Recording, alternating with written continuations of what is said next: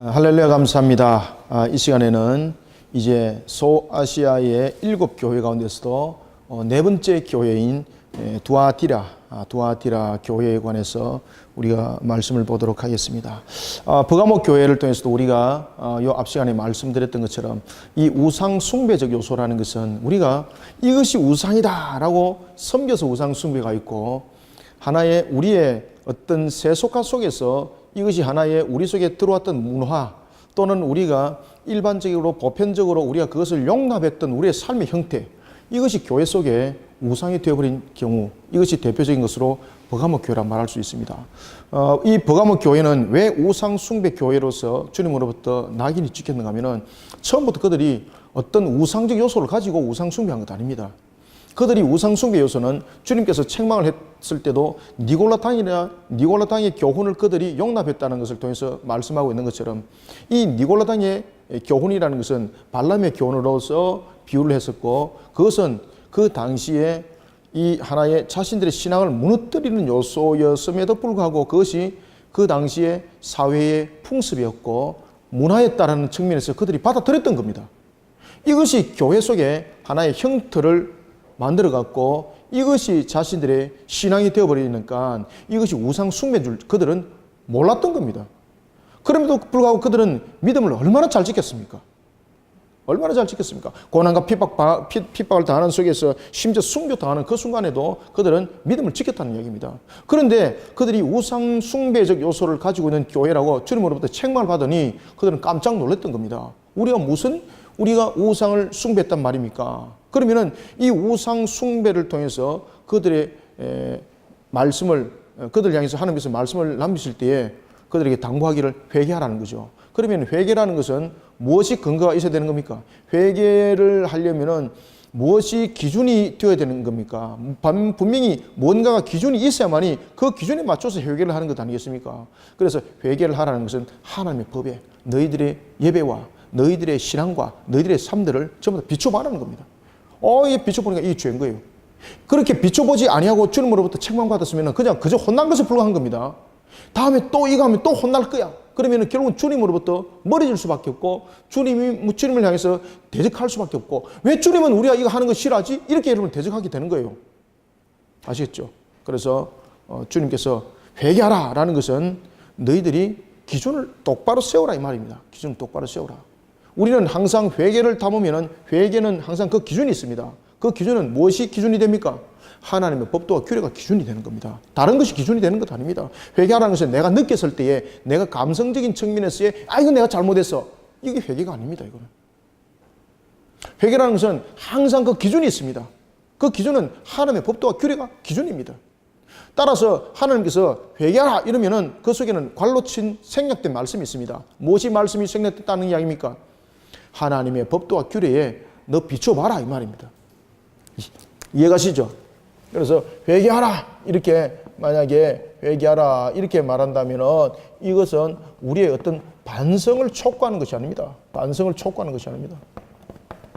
이 반성을 촉구하는 것이 아니라 이 회개하라는 것은 우리의 본질을 바르게 세우라는 것인데, 이 본질은 바로 어디에서 그 본질을 찾아라는 겁니까? 하나님의, 그렇죠. 하나님의 법도와 규례입니다. 따라서 우리가 회개를 하는 이 법도와 규례가 이 회개를 통한 거울이 되고 이것이 기준이 되는 겁니다. 기준. 그래서 하나님께서 회개하라 그러면은 그 속에 무엇이 생략됐다는 이야기입니까? 법도와 규례를 겨울 삼아서 기준을 삼아서 너의 지금 행각을 비춰봐라 이 말입니다. 이게. 우리는 회개하라는 것은 내가 느끼는 측면에서 잘못된 생각, 잘못된 행동, 이것을 우리에게 확인하라는 것이 아닙니다. 그렇게 확인하면은 오늘 우리가 앞전 시간에 공부했던 버가모 교회 같은 경우는 회개할 것이 없습니다. 왜 회개할 것이 없습니까? 고난당하고 핍박당하는데 믿음 지켰죠. 순교당하는데 믿음 지켰죠. 회개할 건 뭐 있어요? 그 당시에 그들이 풍습이었고 문화였는데 무엇이 회개할 게 있어요? 그래서 이 회개하라는 것은 무엇입니까? 본질적인 측면에서 하나님의 법도와 규례 속에서 이것을 비춰봐야 되는 거예요. 그래서 회개라는 것은 항상 우리의 기준이 아니라 하나님의 기준이라는 것을 여러분들이 아셔야 됩니다. 자, 이런 속에 주님께서 이제 네 번째 교회를 향하여서 오늘 말씀을 주시는 것이 있습니다. 바로 네 번째 교회는 두아디라입니다. 두아디라. 두아디라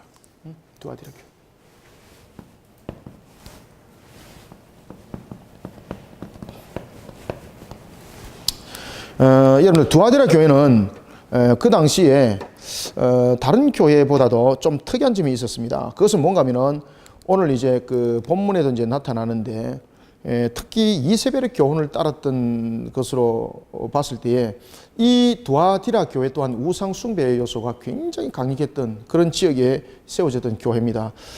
특히 이제 두아디라 교회는 제가 이제 그 앞전 시간에도 여러분들에게 이제 그 말씀을 잠깐 드렸던 것처럼 특히 이 두아디라 교회는 무엇이 여러분들 발달했겠습니까? 두아디라 교회는 시와 음악 이런 부분들이 굉장히 발달했습니다. 그 지역에는. 왜냐하면 이 지역에는 바로 그 당시에 시와 그리고 음악과 그리고 예언의 신이라고 말하는 아폴로 신전이 그 속에 있었던 겁니다. 그래서 그들은 이러한 속에 아주 신앙들이 그러한 우상적인 요소를 많이 담았고 그런 부분들을 많이 또 닮아가기도 했습니다. 이런 부분에서 이제 시와 음악과 이런 술과 이런 부분에서 아폴로 신을 극진하게 섬겼던 그런 지역이 있습니다. 이 두아디라 지역이. 자, 이런 속에 주님께서 나타나는 모습은 18절에 보면은 어떻게 나타났을까요? 18절 한번 읽어봅니다. 시작. 두아디라 교회의 사자에게 편지하라. 그 눈이 불꽃 같고 그 발이 빛난 주석과 같은 하나님의 아들이 이르시되. 이야, 여기서는 불꽃 같은 눈동자로 이제 나타나요. 이게 불꽃 같은 눈동자로. 그래서 여기서 오늘 우리가 두아디라 교회에 주님께서 나타난 모습은 어떤 모습으로 나타났을까? 그죠? 오늘 본문 속에서 우리에게 말하기를 눈은 무엇 같아? 눈은 불꽃 같고 발은 빛난 주석 같고 눈은 불꽃 같고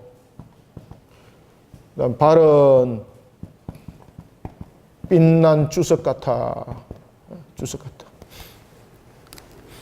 눈이 불꽃 같다는 것은 우리에게 단편적인 측면에서 여러분 이 불꽃이라 말하면은 우리가 두 가지 측면에서 우리가 볼 수 있죠. 첫 번째는 불꽃이라는 것은 모든 것을 밝혀본다는 이야기죠. 그 다음에 두 번째는 또한 눈이 불꽃 같다는 것은 진노라는 뜻이죠. 진노라는 것은. 그죠? 눈이 불꽃 같을 이유가 없잖아요. 그럼 눈이 불꽃 같다는 것은 이글거리는 그런 화남, 진노 이런 부분들을 대표적으로 삼고 있습니다. 그러면은 지금 이 두아디라의 불꽃 같은 눈으로서 불꽃 같은 모습으로 지금 주님께서 나타났다는 것은 지금 어떤 모습을 이야기를 하고 있습니까? 그들의 영육간의 모습을 다 보았다는 겁니다. 그들의 이런 영육간의 영적, 육적인 이 상태를 하나님께서 어떻게 했다는 겁니까? 다 전부 다 파악했다는 겁니다. 상태 파악. 그 다음에 이 상태 파악적인 측면에서 그들에게 어떤 모습입니까? 심판을 당할 수밖에 없는 모습. 심판의 모습을 그들은 담고 있다는 겁니다. 그때 발이 빛난 주석이라는 거예요. 발이 빛난 주석. 여러분들. 이 발이 빛난 주석이라는 것은 결국은 무엇을 말합니까? 이 밝혀보는 진노가 심판의 모습으로 나타난다는 거죠. 그죠? 빛난 주석이라는 것은 여러분들 강력한 그 하나의 심판, 징계 이런 부분들을 함께 담고 있는 것이 바로 빛난 주석이라 이래 보시면 되겠습니다. 그러면은 오늘 주님께서 왜 이와 같이 두아디라 교회에 눈은 불꽃 같고 그리고 또한 그 발은 왜 진노의 이런 놋발 같은 모습으로 주님께서 나타났었을까? 그러면서 하나님의 아들이 이르되 라고 말하지 않습니까? 하나님의 아들이.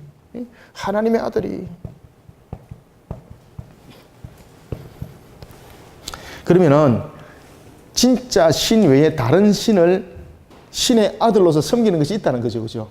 그래서 아폴로 신이 등장하는 겁니다. 이게. 하나님의 아들이 말씀하셨는데 제일 먼저 칭찬합니다. 어떤 칭찬을 받았을까? 19절 읽습니다. 시작. 내가 내 사업과 사랑과 믿음과 섬김과 인내를 아노니 내 나중 행위가 처음 것보다 많도다. 아멘. 자, 첫 번째 사업을 그리고 칭찬하는 것이 있습니다. 자, 무엇을 칭찬했는지 제 한테 불러줘 보십시오. 첫 번째 사업을 칭찬했고, 그 다음 두 번째, 예? 그렇죠. 세 번째, 예, 뭐 끝내주죠. 그 다음 네 번째, 그 다음에 뭡니까? 뭐 다 들어갔습니다, 이거. 여러분들, 이 정도 되면 끝난 것 아니겠습니까? 그런데 이와 같이 사업과 사랑과 믿음과 섬김과 인내를 나누니 이것이 어떻다는 이야기입니까? 처음보다도 나중에 더 뛰어나다. 처음보다도.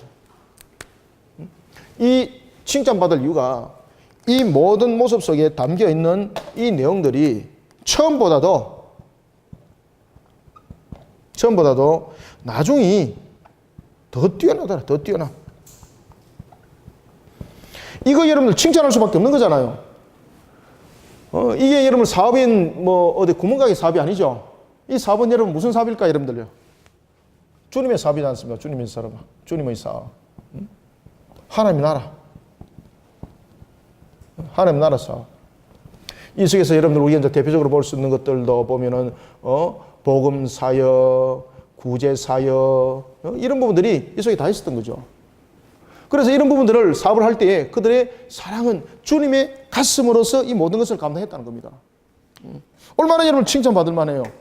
뿐만 아니라 그들의 믿음은 더욱더 땅바닥을 간 것이 아니라 처음보다도 나중에 믿음이 더욱더 뛰어나다. 이거 얼마나 칭찬받을 만해요, 여러분들.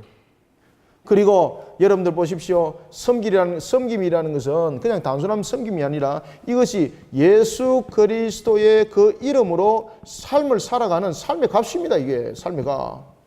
실천하는 신앙.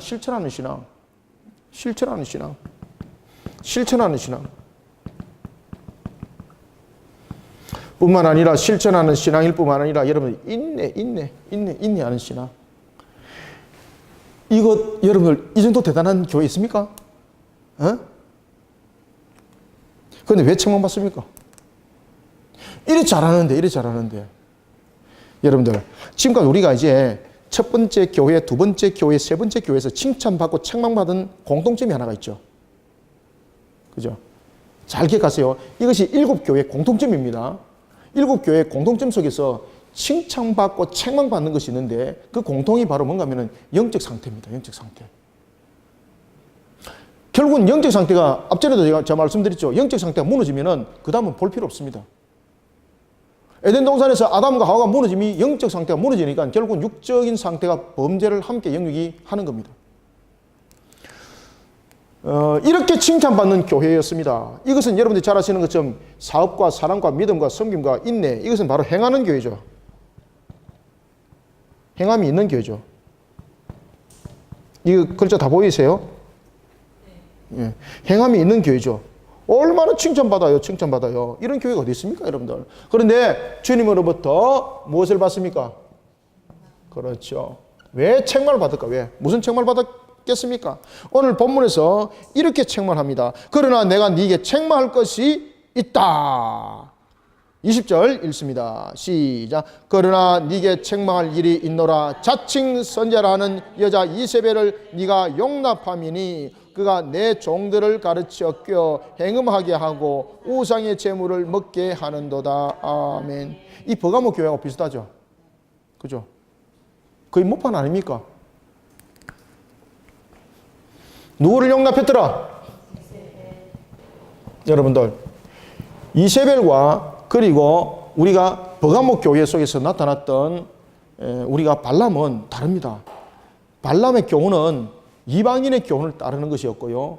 이 이세벨은 여러분들이 잘 아시는 것처럼 당시에 여러분 북이스라엘의 왕이었지 않습니까? 북이스라엘의 그 왕의 아내, 북이스라엘의 아합의 남편이 아합 왕이었습니다. 그리고 이 이세벨은 우리가 그 엣바알의 딸이었습니다. 엣바알의. 에빨은 그 당시에 소국가의 왕이었었는데 그는 제사장을 지내면서 왕의 기능을 함께 했죠. 그리고 이 이세벨은 이 에빨의 딸로서 어떤 사명을 가지고 아합과 결혼합니까?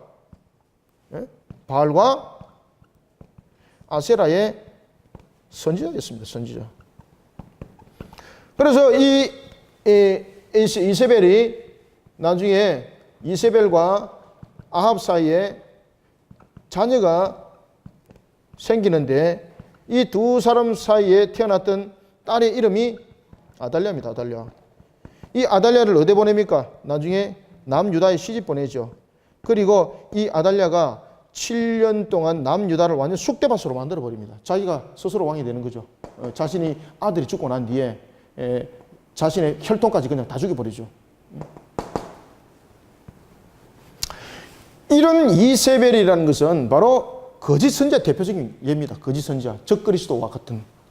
따라서 이 이세벨은 바로 무엇을? 선지자죠. 선지자. 그러니 이세벨의 교훈을 따랐다는 것은 거짓 선지자, 거짓 선지자의 교훈을 따랐다는 얘기입니다. 거짓 선지자의 교훈.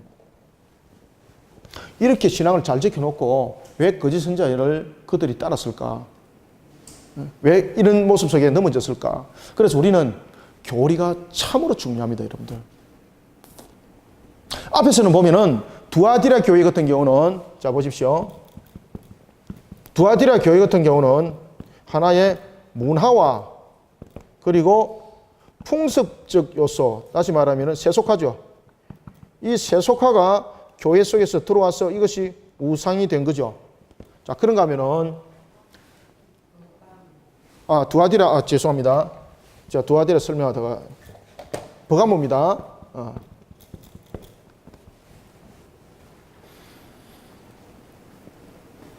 버가모 교회 같은 경우는 이와 같이 그들이 문화와 풍습을 세속화된 것을 받아들임으로써 이것이 교회 속에 들어와 버렸고 이것이 자신들이 하나의 잘못된 우상의 문화를 따르고 섬기는 것인 줄 모르고 그들은 갔던 겁니다. 이것을 무슨 교훈을 따랐다라고 성경은 말하고 있습니까? 그렇지요. 발람의 교훈을 따랐다라고 성경은 말하고 있는가 하면은 이 속에서는 이세벨의 교훈을 따랐다고 말을 하고 있는데 이 이세벨은 여러분 거짓 선지자의 교훈을 따르고 있습니다. 그리고 이 이세벨은 가지고 있는 것은 바로 이와 같은 사회적인 문화와 풍습이 아닙니다. 세속화가 아닙니다. 본질적으로 바알과 아세라 신을 섬기는 그런 나름대로의 말씀과 교리를 가지고 있는 거예요. 그러면은 오늘 우리가 두아디라 교회 같은 경우는 왜 그들이 무너짐을 당했는가 하면요. 하나님의 바른 교리로 세워지지 못하니까 무너져 버리는 겁니다. 교리로 바로 세워지지 못하니까 분별력이 없는 거예요. 분별력이 없으니까 구별하지 못하는 겁니다. 아무리 여러분들 하나님의 사업을 열심을 다하고 정말 주님의 가슴으로 우리가 그들을 품고 믿음을 지켜나가고 그리고 그리스도께서 이루신 그런 삶을 실천하는 신앙 속에서 살아가고 인내를 할지라도 우리가 바른 교리로 우리를 세우지 못하면 무너짐이 되는 거예요, 여러분들요. 너무 쉽죠? 사탄은 이런 걸 다 알고 있는 겁니다. 그래서 사탄은 이런 부분들을 너무 쉽게 풀어가는 겁니다. 그래서 이 바알과 아세라의 선지자의 교훈을 따랐다는 것은 그들이 바른 교리적 문제입니다. 교리적 문제. 그래서 교회는 말씀과 교리를 통해서 바른 가르침을 바르게 세워나가는 것이 굉장히 중요합니다. 오늘 본문 속에서도 이제 등장하고 있는 것처럼 여자 이세벨의 교훈을 따랐더라라는 것은 이 이세벨은 바로 이 적그리스도 세력을 말하는 거죠. 그죠? 이 또 다른 하나의 적그리스도 세력, 거짓 선지자, 이 교훈이라는 것은 또 다른 하나의 적그리스도의 세력을 우리에게 설명하고 있는데 이것이 교리적 문제 속에서 다가오는 겁니다. 교리적 문제 속에서. 그리고 우리가 말씀만 잘 알면 되지 무슨 교리 그 복잡하고 그 단어도 어렵던데 라는 것이 아니고 교리라는 것은 성경에 있는 내용을 가지고 그것을 축약하여서 우리로 하여금 흩어지지 아니하는 기둥을 만들어가는 것이 교리입니다. 교리 공부는 필수입니다. 필수. 마치 교리 공부는 신앙을 하는 사람들만 하는 것으로 여기고 있는데 착각하지 마십시오. 우리는 바른 교리를 배워야 합니다. 그래서 우리는 웨스트민스터의 소리 문답, 대어리 문답도 우리는 배워야 되는 것이고요. 가르침 받아야 되는 것이고, 우리는 지금 그런 부분들을 이제 공부를 다 하고 우리 하이델베르그도 지금 하고 있지 않습니까? 이런 부분들의 교리를 바르게 세워야 합니다, 여러분들. 왜 그 당시에 이런 여러분들 그 신경들이 만들어졌는가 하면은 이런 이단들이, 이런 이세벨과 같은 이런 이단들이 득세를 하니까 그들이 가지고 있는 교리 속에 응답을 해야 되는데 우리가 가지고 있는 것이 없더라는 것입니다. 그러면서 만들어진 것이 신조입니다. 그것이 교리지 않습니까? 이런 교리는 바로 성경을 모판을 하고 있는 겁니다. 만약에 교리가 성경을 떠났다면 그는 이단입니다. 교리가 성경을 말하지 않는다면 이단입니다. 그런 교리는 절대 배우면 안 됩니다. 교리는 성경에 어떤 그런 글자가 있어요 라는 것을 말하는 것이 아니라 교리는 성경에서 말하는 바의 그 정신과 그 내용들을 축약하여서 그것을 신학적으로 조명하고 우리에게 아주 뚜렷하게 하나의 햇빛을 보여주는 겁니다. 투명하게. 그것이 교리입니다. 만약에 교리가 희미하게 보여준다면 그건 교리 아닙니다. 왜? 교리를 오히려 가르쳐서 우리로 하여금 더욱더 헷갈리게 만드는 거니까. 그건 교리가 아니에요, 여러분들요. 교리라는 것은 우리로 하여금 확실하게 분별할 수 있도록 우리의 분별력에 대한 분명한 잣대와 표대를 주는 것이 교리입니다. 그런데 이 두아디라 교회 같은 경우는 이런 부분에서 그들이 소홀히 했던 겁니다. 그냥 한 방에 날아가버린 겁니다. 이제 여러분들 아시겠죠?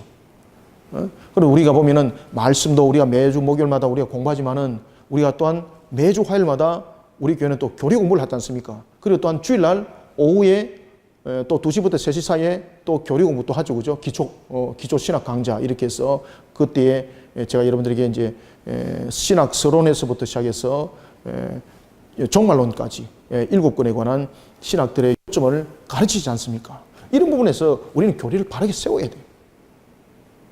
그런 교리 속에서 하나님의 속성도 우리가 배우게 되는 것이었고, 이런 속에 우리의 죄가 무엇인지, 우리의 구원에 대한 부분에 대해서 주님의 십자가의 값은 무엇을 말하는지, 이런 것들이 여러분 교리 공부 속에서 다 나타나는 거지 않습니까? 이런 것을 우리는 정확하게 알고 그 기준 속에 우리를 안 세우면은 오늘 누구처럼 된다? 마지막 종말 때 두아디라 교회처럼 넘어집니다. 아무리 열심히 해보십시오. 아무리 열심히 해보십시오. 두아디라 교회처럼 내가 지금 무엇을 하고 있는지도 모르고 넘어집니다. 무엇을 하고 있는지도 모르고 넘어집니다. 그러면서 이세벨을 따른다는데 이세벨을 내가 따르고 있는지도 모르고 따르고 있는 겁니다. 그래서 주님으로부터 강력한 책망을 받는 겁니다. 이렇게 모든 것들을 잘 해놔놓고 주님으로부터 강력하게 책망을 받습니다. 모르는 거예요.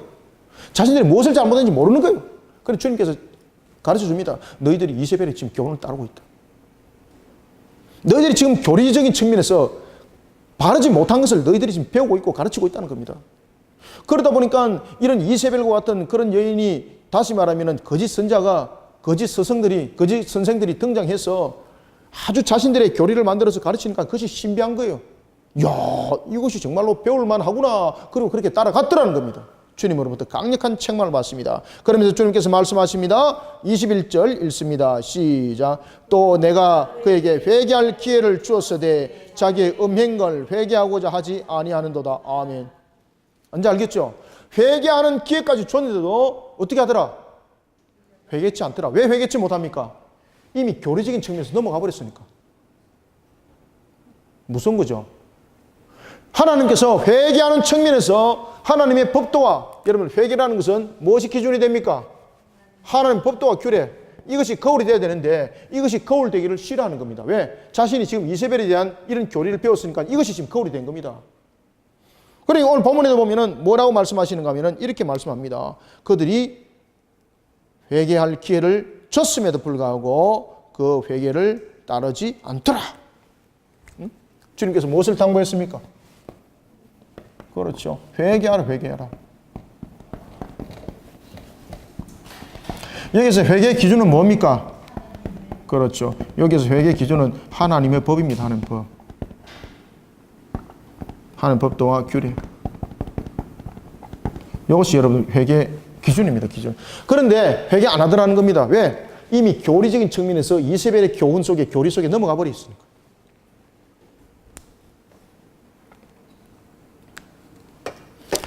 그런 두아디라 교회를 주님께서는 회개하라 말씀하셨고, 그리고 그러한 회개를 통해서 주님께서 말씀하십니다.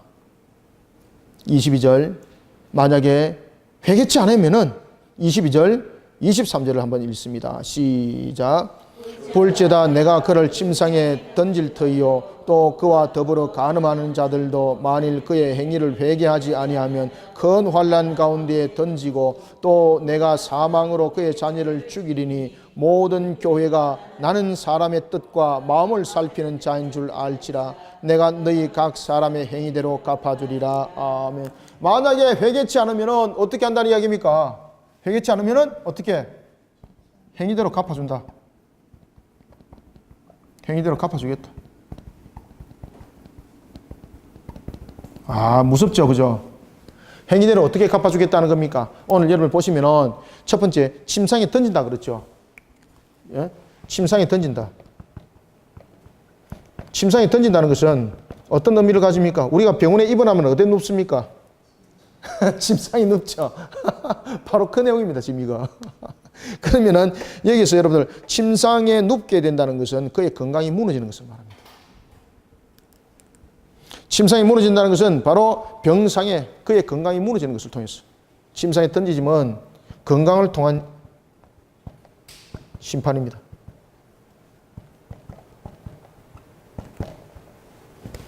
침상에 여러분 던지증을 당하면 안 됩니다.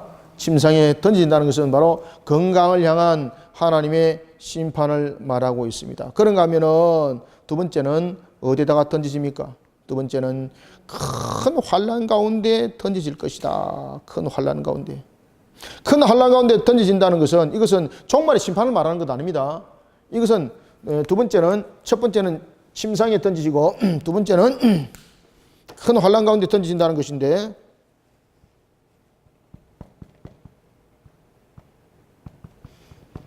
큰 환난 가운데 던져짐을 말하고 있는데 이것은 여러분들 종말의 심판 말하는 것 아닙니다. 이 종말의 심판 때를 말하는 것이 아니라 무엇을 말할까요? 그가 살아나가는 삶의 무너짐입니다. 무너짐. 삶의 무너짐. 강력한 징계입니다. 이게 대환란, 큰 환란. 큰 환란 가운데 던져질 것이다. 종말 때도 큰 환란 가운데 황충의 난에 던지시고 그리고 또한 삶을 살아갈 때에 그의 삶이 온갖 환란 가운데서 던지짐을 당해서 결국은 흥한 것이 망하게 될 것이고 부유한 것이 가난하게 될 것이고 강함이 완전히 쇠함이 될 것이다. 이것이 큰 환란입니다.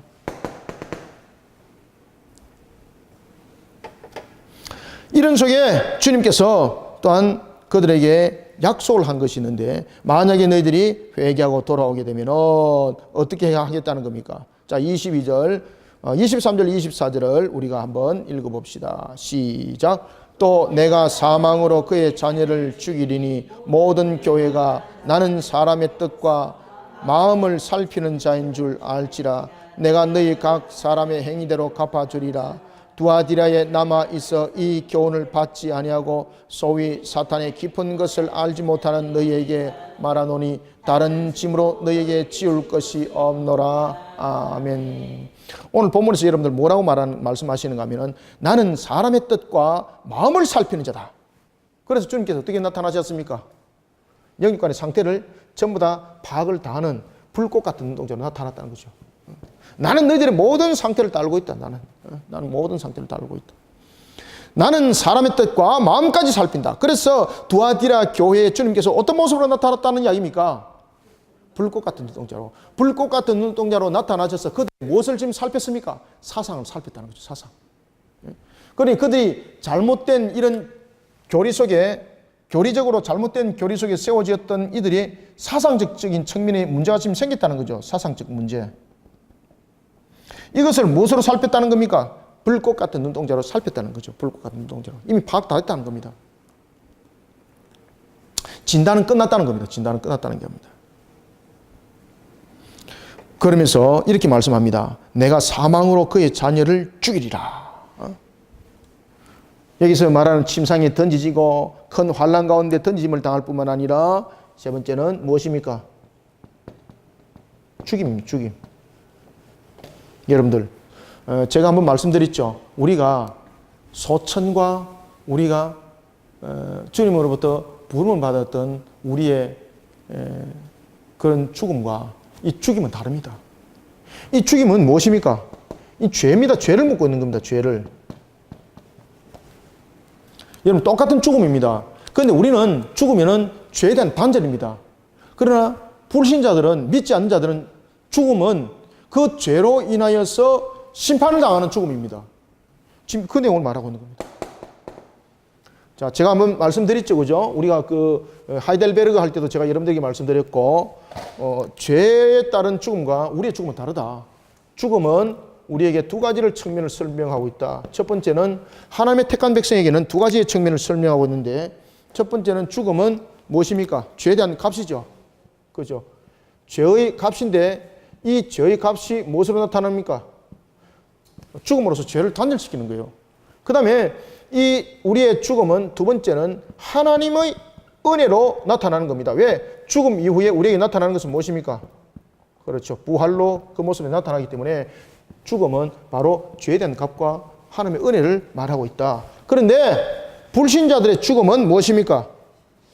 그렇지만은 이 불신자들의 죽음은 바로 하나님의 심판입니다. 심판. 죄의 값만 묻습니다. 죄의 값만. 그들은 죄의 단절이 아닙니다. 우리는 죽은 것은 죄의 값으로서 죄를 단절시키는 겁니다. 완전 다른 거죠. 그렇지만은 불신자들의 죽음은 그 죄로 죽는 겁니다. 그렇기 때문에 그들은 다시 부활해도 둘째 사망이 있는 거예요. 둘째 사망. 그래서 그들은 둘째 사망이 그들을 기다리고 있고 우리는 죄가 죽음 속에서 단절됐기 때문에 우리는 무엇이 놓여져 있습니까? 부활 속에서 영생이 놓여져 있는 겁니다. 이런 부분도 여러분 교리적인 측면에서 바르게 알아야 되는 것입니다. 오늘 본문에도 보면은 이런 회개치 아니한 자 죽임이라고 말하고 있습니다. 여기서 죽임이라는 것은 무엇을 말한다? 죄에 대한 값을 말한다. 이거 보이죠 화면에? 죄에 대한 값을 말한다. 죄에 대한 값을. 우리의 죽음은 무엇이라 말했습니까? 죄에 대한 값으로서 죄를 단절시키는 역할을 한다. 그리고 부활을 통해서 나타나는 하나님의 은혜를 말하고 있다. 그런가 하면 불신자의 죽음은 오직 하나님의 심판으로서 죄의 값, 죽음, 사망을 말하고 있다. 그들에게는 부활로 나타나더라도 그들은 다시 유황불못에 던지짐을 당하니 그들에게는 불신자에게는 또다시 둘째 사망으로 나타날 수밖에 없다. 그렇지만 우리는 죽음 속에서 부활하면서 이제는 사망이 아니라 영생으로 응답받으니 죽음은 불신자와 신자의 완전 갈림을 말하고 있다. 완전 갈라짐을. 오늘 두아디라 교회를 향해서 주님께서 말씀하십니다. 두아디라에 향해서 내가 말하기를 각 사람의 행위대로 내가 갚아주리라. 내가 사망으로 그의 자녀를 죽일 것이다. 이 사망으로 그의 자녀를 죽일 것이라는 것은 무엇입니까? 죄에 대한 값을 말하고 있는 거죠. 죄에 대한 값. 그 옆에 써놓으십시오, 여러분들. 이 내용들을 다 써놓으세요. 비록 우리가 교리 공부 속에서 다 공부했지만은 이 부분들을 제가 다시 한 번 더 간략하게 말씀드리는 것은 정리를 하라는 이야기입니다. 여기서 죽음이라는 것은 죄에 대한 값을 묻는 겁니다. 죄에 대한 단절 아닙니다. 우리는 주님께서 우리의 죄에 대한 값이 되어줬기 때문에 우리의 죽음은 결국은 십자가에서 죽음과 동일한 그런 죄로부터 단절을 말하는 거예요. 그래서 우리는 부활에 대한 은혜가 우리에게 놓여졌기 때문에 우리의 죽음은 복된 죽음입니다. 그렇지만 불신자들의 죽음은 형벌의 죽음이에요. 심판의 죽음이에요. 무엇입니까? 그들은 죄의 값에 대한 죽음으로서 끝나는 겁니다. 아시겠죠? 그래서 죽음인데 이 죽음이 이원화된다. 둘로 나눠진다. 완전히 갈라진다. 그래서 오늘 본문에 등장하고 있는 것처럼 이렇게 말씀합니다. 회개치 않은 그를 23절 사망으로 그의 자녀를 죽이리라는 것은 죄의 값에 대한 심판. 그에게 남아있는 것은 둘째 사망이라는 유황불못밖에 없다. 요한계시록 나중에 뒤에 설명합니다. 그러면서 하나님께서 말씀하십니다. 각 사람의 행위대로 갚아주리라. 맞죠? 왜? 마지막 종말에 무슨 심판 받습니까? 행위 심판 받습니다. 행위 심판. 우리가 인간이 행위로 죄를 범했죠. 우리는 예수 그리스도의 행위로 우리는 구원받았습니다. 모든 것은 행위로 연결됩니다. 아시겠죠? 우리의 행위에 대한 것이 인간의 행위가 죄로 인하여서 그 행위는 이제 모든 것은 끝났습니다 말하면 큰일 나요. 예수님께서 그 행위로 우리의 죄를 갚으신 거예요. 또한 우리는 종말의 심판 때에 무엇으로 심판받습니까? 우리의 행위로 심판받는다니까요. 우리의 행위로. 그러면서 주님께서 말씀하십니다. 24절 두아디라에 남아있어 이 교훈을 받지 아니하는 자. 여기서 두아디라에서 남아있어서 이 교훈을 받지 않는 것은 그 당시에 두아디라 교회 속에서도 보면은 소수의 성도들 가운데서 이세벨의 교리를 따르지 않는 자가 있었습니다. 주님께서 말씀하십니다. 내가 그들을 어떻게 하리라? 그들에게 다른 짐을 지우지 않겠다. 두아디라에 남아있어 이 교훈을 받지 아니하고 소위 사탄의 깊은 것을 알지 못하는 너에게, 여기서 사탄의 깊은 것은 무엇입니까? 두아디라의 그런 교훈, 그런 교리, 그런 것을 따르면서 음행과 우상 숭배에 이끌렸던 것들, 이세벨의 교리에 의해서 음행과 그리고 우상 숭배에 빠졌던 것을 오늘 본문에 보면은 사탄의 깊은 것이라고 말하는 겁니다. 그것을 따르지 않은 것을 모른다고 말하는 겁니다. 몰라서 모르는 것 아닙니다. 그것을 따르지 않았다는 겁니다. 그것을 따르지 않은 자에게 주님께서는 다른 짐으로 너희들에게 지울 것이 없노라. 다른 짐으로 너희들이 지울 것이 없다. 다만 너희에게 있는 것을 내가 올 때까지 굳게 잡아라. 그죠? 굳게 잡아라. 굳게 잡아라. 주님께서 말씀하십니다. 굳게 잡아라. 이기는 자와 끝까지 내 일을, 이게 내 일 아닙니다. 내 일입니다. 내 일. 예? 주님의 일. 이거 내 일을 지키라 이거 아닙니다. 글자 떨어지가 있습니다. 이기는 자와 끝까지 내 일을 지키는 그에게 무엇을 다스리는 권세를 준다? 그렇죠. 만국을 다스리는 권세를 준다. 주님께서 무엇을 약속했습니까? 만국을 다스리는 권세.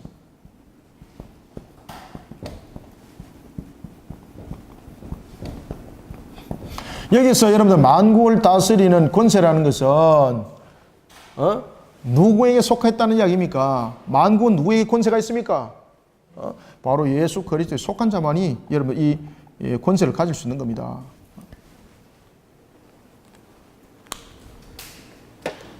이기는 자. 그러니 여러분 요한계시록에서 우리가 여러분 항상 놓치지 말아야 될 것이 있는데 주님께서 우리 강조하고 있습니다. 이기는 자라고 말하고 있습니다. 이기는 자. 영적으로 나태해 있어서는 못 이깁니다. 영적으로 무장하고 영적 전투를 치러 나가야 됩니다. 우리는. 그래서 요한계시록은 7 교회를 향해서 계속해서 반복적으로 하는 이야기가 귀 있는 자는 성령이 교회들에게 하는 말씀을 들을지다 이 말입니다. 성령이 교회들에게 하는 말씀을 들을지다. 그리고 난 뒤에 이기는 자 되라는 것입니다. 이것은 철저한 영적 전투가 놓여 있다는 겁니다. 영적 전투 속에서 이기라는 겁니다. 영적 전투. 아시겠죠? 영적 전투에서 승리해야 됩니다. 영적 전투 속에서 우리는 승리할 수 있는 능력이 있습니까? 없습니까? 우리 스스로는 능력이 없지만은 주님은 그 영적 전투를 이길 수 있도록 우리에게 능력을 부여했습니다. 성령께서 도우십니다. 이 영적 전투 속에서 우리가 이 영적 전투 속에서 질 것 같으면 7 교회를 해서 서신 안 보냅니다.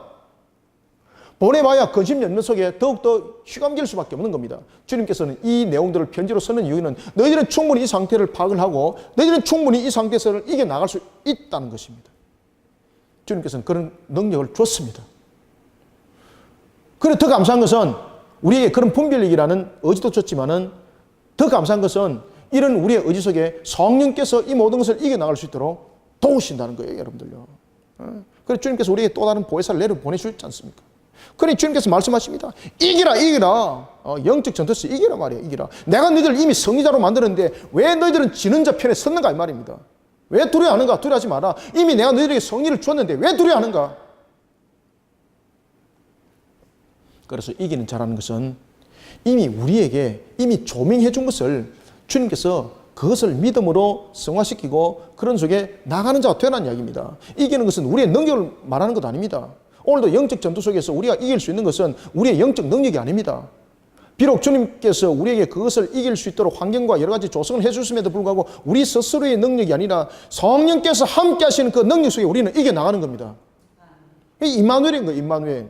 주님이 함께 하시면서 임마누엘. 25절 다만 너희에게 있는 것을 내가 올 때까지 굳게 잡아라. 그죠? 너희들에게 있는 것. 있는 것은 무엇입니까?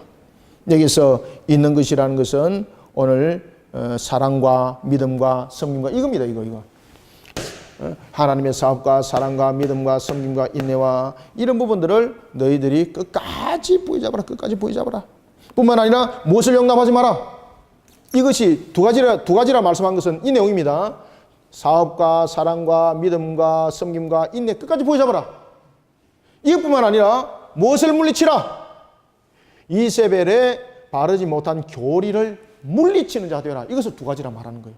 자, 다시 말씀드립니다. 하나님께서 두 가지를 너희들은 굳게 잡으라고 말씀하셨습니다. 여기서 두 가지.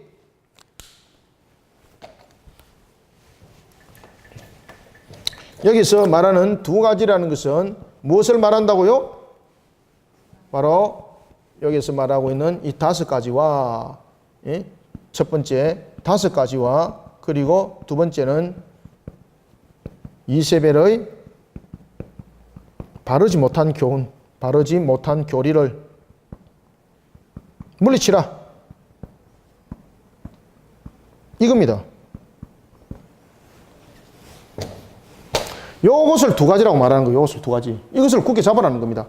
다섯 가지는 사랑, 사업, 사랑, 믿음, 섬김, 인내를 말하고 있습니다.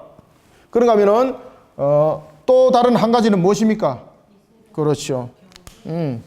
이세벨의 바르지 못한 교리, 그죠? 이세벨의 바르지 못한 교리를 물리치라. 이세벨의 바르지 못한 교리를 여러분들 물리치기 위해서는 우리가 바른 교리를 배우는 일에 열심을 다해야 됩니다. 열심을 다해야 됩니다. 그래서 우리가 바른 교리를 깨달아 아는 일에 게을치 말아야 됩니다. 그럴 때 주님께서 말씀하십니다. 그럴 때 너희들이 이기는 자 되는 것이다. 이기는 자 되는 것이다. 그리고 26절에 말합니다. 그런 이기는 너희들에게 내가 무엇을 주겠다? 그렇지. 만국을 다스리는 철장 권세를 주겠다. 철장 권세. 철장 권세. 여러분, 철장이라는 것은 이 그 지팡이에 지팡이에다가 쇠를 입힌 것을 우리가 철장이라고 말하거든요. 그러면 이 철장이라는 것은 항아리를 깨뜨린다든지, 그 다음에 적의 공격을 강한다든지 이럴 때에 굉장히 강력한 무기가 되는 겁니다. 그 당시에 여러분들 목동들이 가지고 있는 이 무기들 가운데서 가장 강력한 무기가 여러분 뭔가 하면 짝대기인데, 이 짝대기도 일반 짝대기가 아니라 그 짝대기에다가 철로 입힌 짝대기는 얼마나 여러분 능력이 있어요. 짐승을 물리칠 때 강력한 힘이 되는 거죠. 그래서 철장 권세라는 것은 파괴와 파괴력, 이 모든 능력들을 함께 담고 있는 것이 철장 권세입니다. 주님께서 말씀하십니다. 내가 너희들을 만국을 다스릴 무슨 권세? 그렇죠. 우리는 여러분 만국을 다스릴 철장 권세를 받아야 돼요, 여러분들요. 우리가 만국을 다스릴 철장 권세를 받기 위해서는 우리가 하나님의 주신 이런 바른 교훈들을 따를 뿐만 아니라 이세벨을 물리칠 수 있는 그런 바른 교리로 우리를 세워야 합니다. 그럴 때 우리에게 철장 권세가 나타나는 겁니다. 그러면서 주님께서 말씀하십니다. 네가 그 철장 권세를 가지고 그들 다 깨뜨려버리라. 사역도 함께 한다는 거죠. 그럴 때 주님께서 뭐라고 말씀하십니까? 주님께서 내가 너에게 무엇을 주리라? 그렇죠. 내가 너희들에게 만국의 철장 권세와 함께 무엇을 또 약속하셨습니까? 두 번째. 그렇죠. 새벽별. 내가 너희들에게 새벽별을 주리라. 여러분들, 새벽별이라는 것은 예수님 자신을 말하고 있습니다. 그러면은 여기서 새벽별이라는 것은 어떤 의미를 담고 있습니까? 주님의 영광에 동참하는 자가 된다 이 말입니다. 이 새벽별이라는 것은 주님의 영광에 동참하는 자가 된다. 이 새벽별은 무엇을 말합니까? 그렇죠. 주님의 영광에 동참하는 자, 동참하는 자가 된다. 이것이 새벽별입니다. 자, 우리가 26절부터 29절까지 읽고 마무리하겠습니다. 시작. 이기는 자와 끝까지 내 일을 지키는 그에게 만국을 다스리는 권세를 주리니 그가 철장을 가지고 그들을 다스려 질그러 깨뜨리는 것과 같이 하리라. 나도 내 아버지께 받은 것이 그러하니라. 내가 또 그에게 새벽별을 주리라. 귀 있는 자는 성령이 교회들에게 하시는 말씀을 들을지어다. 아멘. 여기서 이기는 자는 내 일은 무엇입니까? 요 두 가지 일입니다. 아시겠죠? 주님께서 말씀하신 내 일은 바로 이 두 가지 일. 첫 번째는 사업, 사랑, 믿음, 섬김, 인내고, 두 번째는 무엇입니까? 그렇죠. 이세벨의 바르지 못한 그런 교리를 물리치는 것. 이것이 주님의 일이에요. 주님의 일. 이 일을 통해서 철장 권세를 받아서 너희들은 그런 마귀의 세력, 질그릇을 깨트리는 자가 되어라. 그리고 주님께서 말씀하십니다. 그런 깨트린 속에 내가 너희들을 나의 영광에 동참시키겠다. 나의 영광에 동참시키겠다. 그러면서 주님께서 마무리하면서 이렇게 말씀하십니다. 귀 있는 자들은 성령이 교회들에게 하는 말씀을 들을지어다. 들을지어다. 영적으로 깨달으라 이 말입니다. 영적으로 깨달으라. 영적으로 깨달으라. 이것은 일곱 교회를 향해서 공통적으로 주님께서 말씀하시는 겁니다. 영적으로 깨달으라. 오늘도 여러분들 영적으로 나를 바르게 세우고 깨달아서 주님의 마지막 때를, 주님께서 우리에게 밝게 조명하여 주신 마지막 때를 우리가 오늘도 우리의 믿음 속에 무너지지 아니하고 견고하게 믿음을 세워서 견고한 신앙 속에 하나님의 영광을 맛보는 저와 여러분들 새벽별을 움켜잡는 그런 영원한 성자가 되기를 주님의 이름으로 축원합니다.